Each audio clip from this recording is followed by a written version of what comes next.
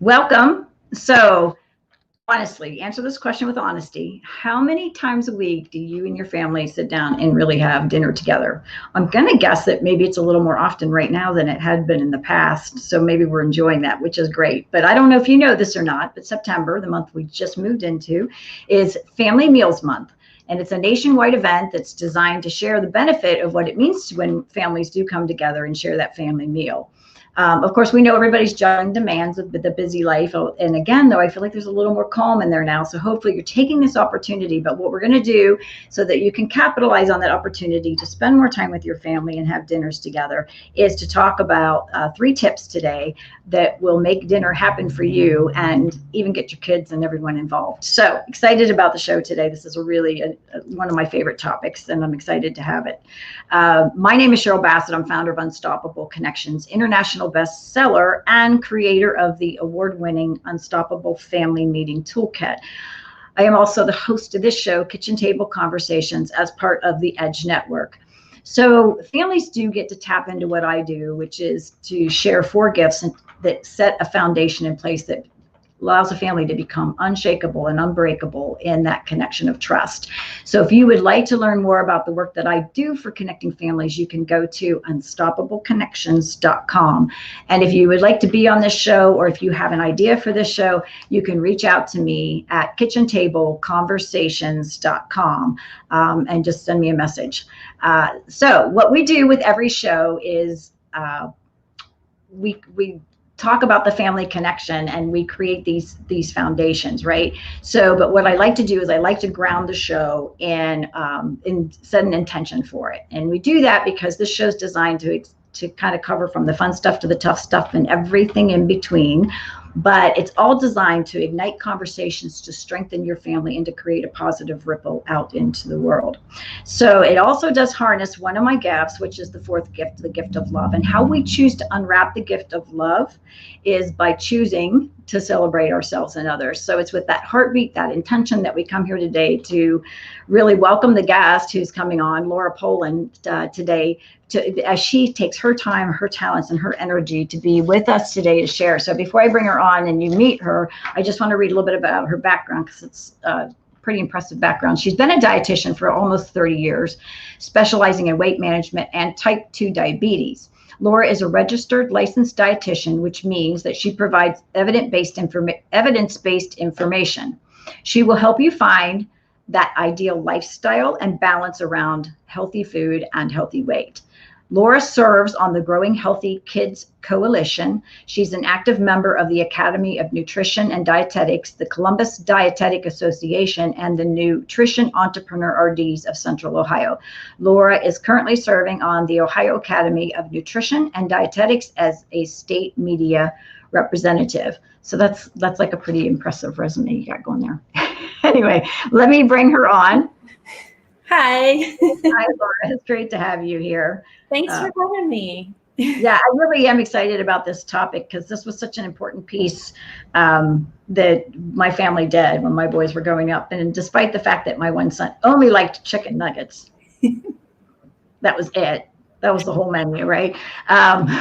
We managed to get around it at times and obviously expand that meal base. But so I know you and I talked a little bit before the show, and just sort of, how did you kind of land in this space, and what is it that really makes your heart beat about it? Oh, yeah. So, I mean, I love what I do. I kind of happened into the career by accident. I recommend going to college undecided, and you'll learn a lot about yourself. And so I knew I wanted in a job where I could be with people and teach. I thought I wanted to be a teacher. So as a dietitian, I get the advantage of not only being a teacher, but also knowing about nutrition and how nutrition can fuel you and make you feel, you can feel better. We can heal with nutrition. That's how most dietitians start. That's what I learned was food can help somebody feel better, heal, after surgery, you break a leg, or something like that. You think about that. But recently my passion has been getting involved more in the preventative side of things and helping people to have a healthy relationship with food to start with, so that they prevent these diseases from happening in the second place. So I've been really passionate about that recently. Yeah. Well, you bring up a couple things that really strike at me, because I know that, like, on your resume, it even talked about that you're working with type 2 diabetes. And so often type 2 can be so much, it can be handled with food, right? It's really all about that. And then obviously stepping into that more healthy lifestyle and that relationship. And I know people have like really weird relationships with food. Yes. Right? Yeah. Yes. And so a big passion of mine recently has been that relationship that starts when you start feeding your child, right? And so, for some of us, it might even start when you're pregnant and you want to eat the right things and you want to be healthy for your child from the beginning. And so I have been very passionate about that. You mentioned kind of that responsibility, that division of responsibility that comes when you're the parent and a child. So you, as the parent, providing the healthy, balanced meal, the child gets to decide whether they eat that food, the case in point, chicken nuggets, and how much of the food that they eat. And that is really important, that I don't think a lot of parents understand. And when they start understanding that your child is the one that's in charge of whether they eat and how much they eat, that can help eliminate a lot of battles around food, because that parent then can step back and say, my job is done. I've provided the healthy, balanced meal, and now it's up to my child to decide what they're going to eat. And so that is so important. It can help so many people have a better relationship with food. And I think there's another thing I was thinking about as you were saying that, because like rules without a relationship equals rebellion. Rules with a relationship equal results a lot of times. And I think sometimes it's just creating that, helping your kids. I mean, my kids and I used to go to the store and I'd say, we would read labels together. Like, why is that healthy? Or why is that not healthy? Or whatever, and really. I thought that was just me and my kids. I love, and so it's great. Even now, I'll have one of them sometimes call me from the store. It's been a while. I shouldn't say it's been a couple of years, but they would call me and they'd say, hey, Mom, I'm looking at this. What do you think about these ingredients? And this is like years later after we connected around that. So yeah. I was excited to have you on, because this is so near and dear to me. Like, I didn't get everything right with my kids, but this part I think I did, and they still eat healthier than I do, to be honest with you. So they got it. So, but that's great. But that's where it starts, right? It is. It's where it starts, and it can have a big impact. And we're realizing how big of an impact it can have, because we are starting to see type 2 diabetes in our kids. And it's not really start seeing that anymore. We've seen it a decade now. So, trying to prevent those diseases, because we're seeing them happen earlier and earlier in life. And so it really is important to get started on the right foot. Yep. It doesn't, you can't correct either. Yeah. So, it seems like to me that I had heard where years ago, like they used to actually call it adult onset diabetes, but now they changed it to type 2 because it's way beyond. It used to be juvenile diabetes was type 1 and adult onset was type 2, and we don't even label that anymore. We just say type 2. Type 2. And that's why. Interesting. So it is September and it is Family Meals Month. And I know you're doing some things around that, but obviously, again, we're kind of talking about sort of what the heartbeat of that is right now as well. So why don't you just highlight that a little bit, since it is September? Right. Yeah. And this is, one of those fun little health observance months that happens. But this one kind of speaks to me, and just because it's designed to talk about the benefits of family meals on the health of the children, but also us adults, and how important it is. And so, and we also know we're juggling so much these days, and these days with the pandemic, it seems like even almost more, or it just has put everything into perspective, I think also. So, we're juggling our jobs, our kids, and now our kids' school demands of being busy in the modern life can really have an impact on mealtime. And I think what you were saying in the beginning in your intro about the pandemic hitting, I did see a lot of people returning to the kitchen. And I do think I would love to have that continue to be a thing. And so that's why this September, if we can continue to challenge ourselves, maybe you've already stepped it up and you're already eating a lot more meals at home, and that's great. So how can you keep that going, and how can you keep that going as things get, moved around again, as things return to normal, hopefully, eventually. So yeah, well, I don't know if I'm not sure. There's some things that I think will be definitely forever shifted, and I don't know if that's necessarily bad. I feel like there's a lot of beauty. It's not all good, but there's a lot of beauty getting weaved into this time as well, which is kind of, I don't know, it's kind of exciting in some ways too, to see the transition that's happening. So, yeah.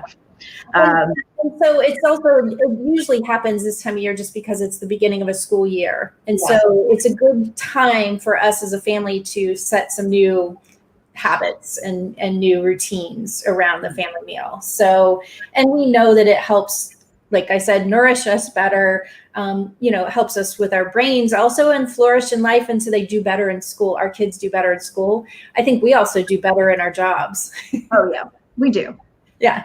Yeah, for sure. So doesn't mean we still don't go off course a lot, but I know when I've eaten really well and when I haven't. It's very much front and center. So I know you have 3 sort of tips or strategies that you wanted to share today. So why don't we go ahead and delve into like the first one? And sure. Yeah. So I was surprised by this statistic, but about 63% of Americans decide what they're going to eat less than an hour before eating it. And so, I love the idea of, in order to have family meals, I think we all have to take a step back and think about planning ahead. And none of us want to do that. And it can be very difficult. So I'm hoping to help, give you an idea of being a planner. At least plan 1 meal a week, 1 meal that you're going to cook as a family. And then I also talk about this with family meals. You can also plan to eat out, right? So it could be that you're going to be planning to eat out, but you're going to do it as a family. And so the more you're eating out all the time, though, if you could plan for 1 meal that you're cooking and substitute out one of those meals to cook instead of eating out. And so if you fail to plan, you plan to fail, right? Right. So it's so true for meals. I can't have the meals I want if I don't have the ingredients on hand, right? So we have to take a step back and think about, we need to go to the store. Now, if you're thinking about what you're going to have an hour before mealtime, it doesn't help you to go to the store after you've decided. Going to the store every night is a time waster. And so that's the last thing I feel like our families need to do, is waste any time. We want to spend more time together. So thinking about it at least a week of planning, right? So I'm going to plan to have 2 meals this week that we're eating together, and then go to the grocery store, and doing that when it's your day off, if you hopefully have a day off, and so planning to go to the store or pick it up from the store. These days you can even just, shop and just go pick it up. So, finding that time to connect and spend more time with your family and less time at the grocery store is one of the benefits of planning ahead. So I really think that it's important to plan ahead. So that's the one thing I would say. Now, I don't plan breakfast. I don't plan lunch necessarily. I just plan dinner. So I plan that dinner meal. That's good. Otherwise it could get overwhelming. But it's funny. When I first started talking, I'm getting feedback. But then it quits. But anyway, so I think that planning thing is good. And, I know we used to do too, and they generally did gravitate my boys to healthier foods, other than the chicken nugget phase, which did last a really long time, by the way. But I'd be like, what are your favorite things, right? And then let them help with the meal planning some, I think, which is really great, right? And maybe you're going to talk even more about that, but I know that's like it's something too where that connection can come in, so that when the food does land on the table, right? Yay, Right. it's exciting, right? Exactly. Yeah. So okay. So yeah. So I won't jump ahead on you here, but no, that's right. But you know what? And some people can even have groceries delivered, by the way. Right. Yeah. So these days there's delivery as well as those click list and go pick it up or whatever. So that's been kind of nice. And yeah, I like going to the grocery store and walking up and down the aisles. And I know it's not great this time of our lives or, what's going on, but I do try to make a grocery list, go and get, as quickly as you can. So you do enjoy that. I do. I know I might be weird. Yeah, that makes you weird. No, I know. Not everybody's going to enjoy this entire process, but that's where it's great as a family. So I might like to cook the meals, but I don't like to go to the grocery store. And if that's the case, then that's where you can have the family sharing the responsibility. So your other family member could be going and doing the grocery shopping or ordering it online and that type of thing. But if you don't plan, you don't know. So when you plan, you also want to kind of set that date, set when you want to have your meal together as a family and get the family involved. So that's my next tip is also you want to just get the family involved in it from the planning stage. When is everyone going to be home? And as my kids got older, there were days where it's like, oh yeah, sorry, I forgot I have practice.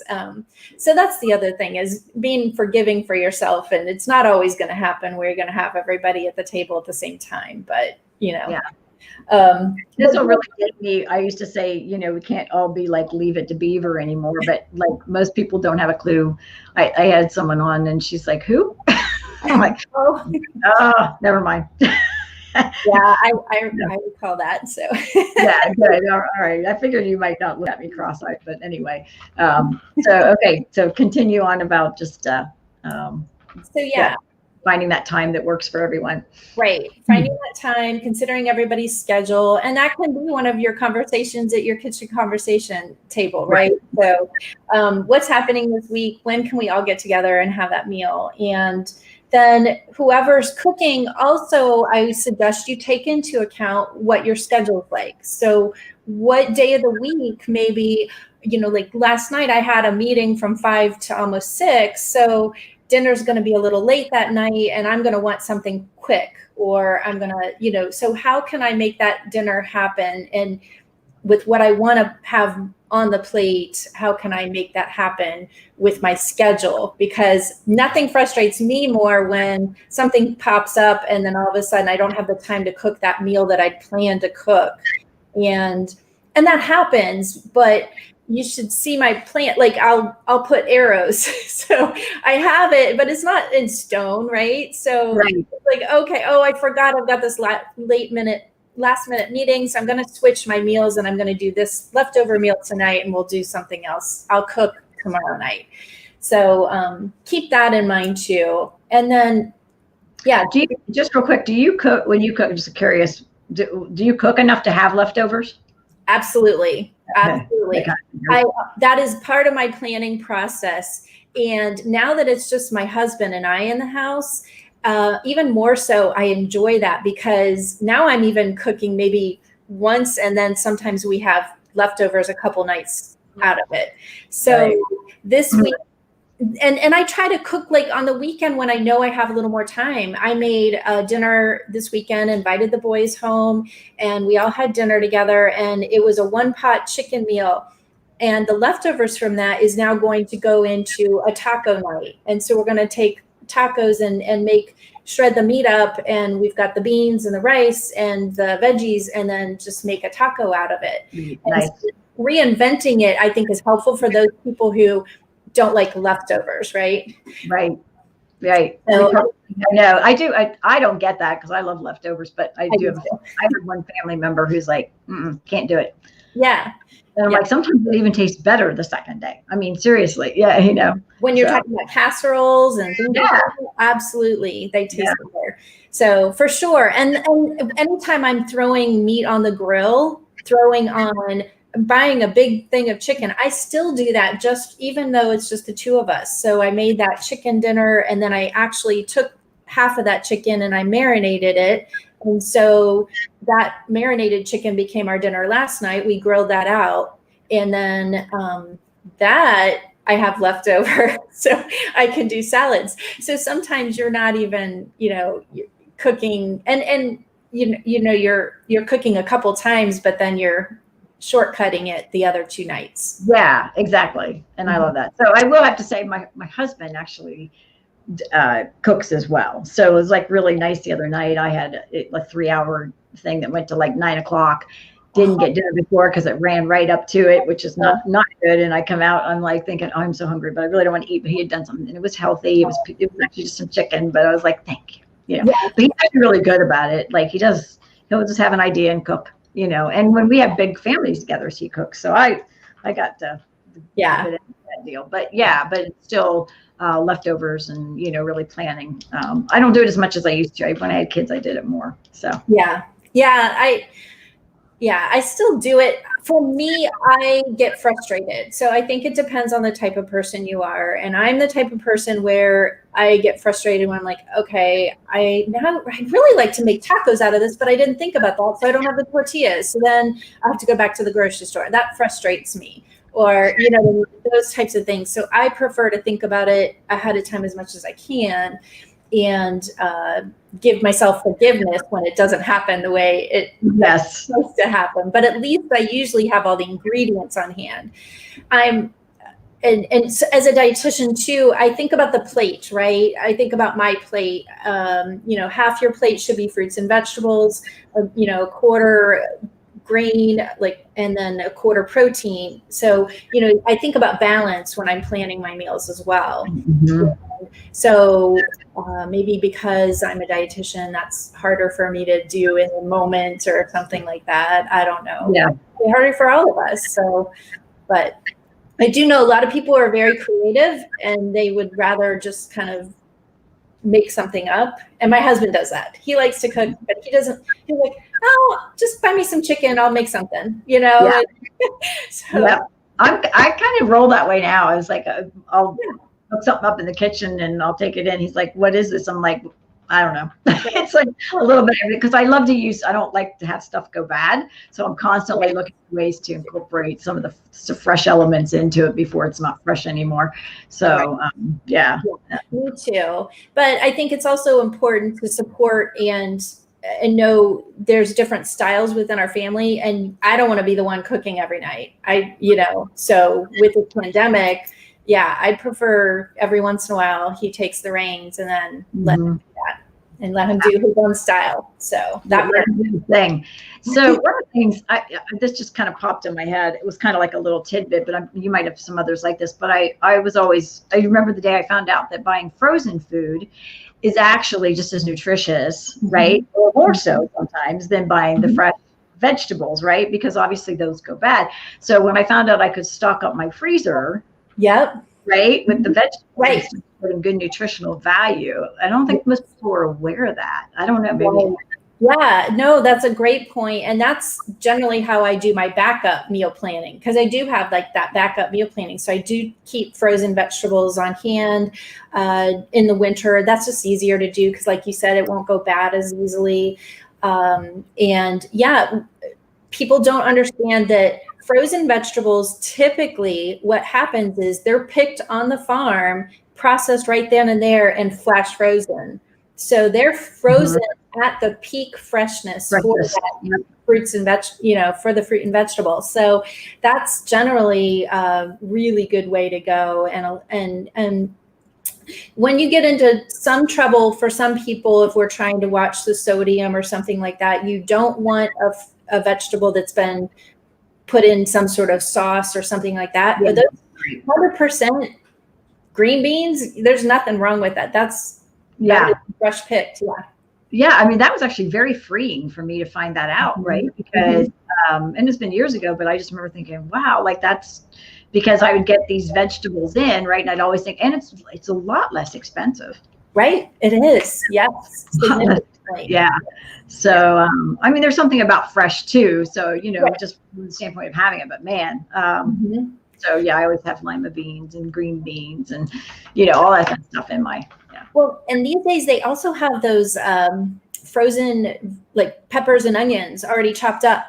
And I've done those a couple times, and those can be a nice shortcut every once in a while when time's a problem as well. So very good. All right. So we talked about planning ahead. Yes. We talked about making sure that you set a family dinner date and everybody's on board with the time element around that.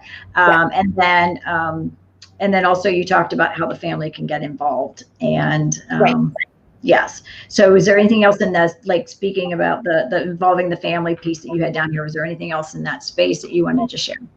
Yeah. So when you're involving the whole family and you just want to kind of, it can get stressful sometimes. So trying to relieve the stress. And I think I mentioned it a little bit too. Try not to be the person that's doing everything, the grocery shopping, the everything, right? So if you can get your family involved, that will help a lot. And I have to say, as you know, my kids are out of my head through all these stages where there's different things they can contribute as they age. So, and it pays off in the end. Okay. So, well, first of all, real quick, just talking about back to the planning. And I know I say this a lot, but it's like the key of everything. It just, but when you're planning, you're involving the family, you also want to ask them what they want. So of course, your son probably would have said chicken nuggets every day. I have a son who, it was always cheeseburgers, you know, so especially when we go out to eat, we always wanted a cheeseburger everywhere we went. And so, but asking your kids from an early age, what would you like for dinner? I'm planning meals for this week. What would you like to have for dinner one night this week? And, you know, just so that they have responsibility for one of the nights, and it's something that they can look forward to and get excited about. Right.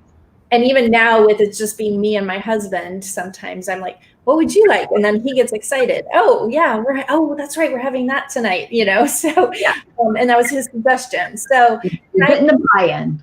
Buy-in. Yes, exactly. So get everybody to get excited about the meals and to buy in. And this also helps when a child doesn't always like everything. So if you have a picky eater, having that child that's the picky eater ask for suggestions, but then also know if you have other children that child also gets a night to choose what they want. And it may not be what they want, but you know, when I plan for that, when that would happen in our family, I would try to at least make sure that the side dishes that were served were going to be something that the other child would eat. Right. So there was something available for them to eat, and I wasn't being a short order cook about the meal. Well, I know I've benefited greatly. My son, my oldest son, now he's 30, and we go to Columbus, so we traveled to Columbus from where we are to stay. And he's like, last time we went just a couple of days ago, I said, "Do you want us to bring anything over for dinner?" And he's like, "Oh no, I got it covered." Nice. Yeah, and he said he does all the cooking. And I can tell he genuinely enjoys it. So I think the more you can engage your kids into that process so that they feel comfortable. Exactly. So then we get to the actual meal itself and preparing the meal, and still getting all the family to be involved on a daily basis with the meal can help relieve some stress and can help save time and make things more efficient. So, you know, even as an infant, you can put your infant child in their high chair with you in the kitchen. You're being active, they're being stimulated by you being in the kitchen. If you're whisking something, if you have 2 whisks, you can give the child a whisk and they can just be playing nearby. And I think that's still good. And they're paying attention, right? And this is something that happens every night, right? They're taking it in, big time at that age. So, yeah, for sure. of course, when they get a little older, you can have them get up on a stool next to you and maybe help put an ingredient in, or, like if you measure it out and they can put it in, or they can help mix or something like that, that they can actually be a little more seeing exactly what's going on. Yeah. And then, you get into school age kids, and at school age time, that's when they can actually start applying their math skills, their reading skills. They can read the recipe, tell you what's next. So I did that as my kids grew up. And as they get older and older, you give them different responsibilities, learning how to crack an egg and things like that. This is all going to serve them when they're older. And if it's something a skill in the kitchen that you're not familiar with these days, you just, go to YouTube and find a clip on it, and it'll tell you how to do it. And so you can learn together.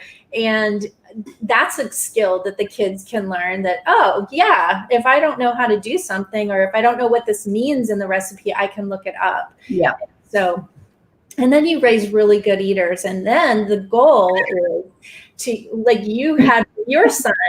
And when my kids got into high school, at that age, we had them actually plan a meal and then prepare it. And when they started driving, they could even go to the grocery store and get stuff for it. It was great. And it's all great practice. It's all good. Yeah. And becoming knowledgeable and learning, like really what is good, and being, again, it's like understanding the relationship and how important that is to the food, and how it nourishes your body. So, yeah. So interesting. All right. Well, we're kind of at that time of the show, but we offer always in closing a drop of thought, and which is a dot, which is sort of just a pearl of wisdom. So if you were going to leave a parting thought, what would that look like for you? I was thinking a couple of things as we were going through, and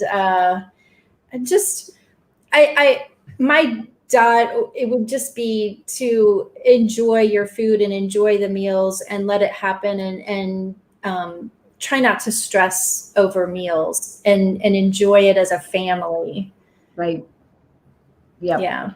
Bring the joy. I always say, like, it's all about just being in the joyful space. And so, and appreciating moments. Because I'll tell you what, I love them when I get them now, but it's not that often, right? So really appreciate it. If you're right in the throes of it, definitely appreciate it. So, all right. Well, I always close out with the same, because it really is my heartbeat, my same dot each week that I do the show, because it really is the core of who I am. And it's that ripples don't flow in, they flow out. And if we really want to see change out in our world, it's going to start with us. It's going to start in our own homes with our own families first. So be kind to one another, have fun as a family, enjoy, let food be really something that nourishes you and gives you good health. And anyway, thank you, Laura, for being here. Sure. Thank you so much for having me. This has been fun. Yeah, it has. Thanks. Everyone take care. Thanks for being here.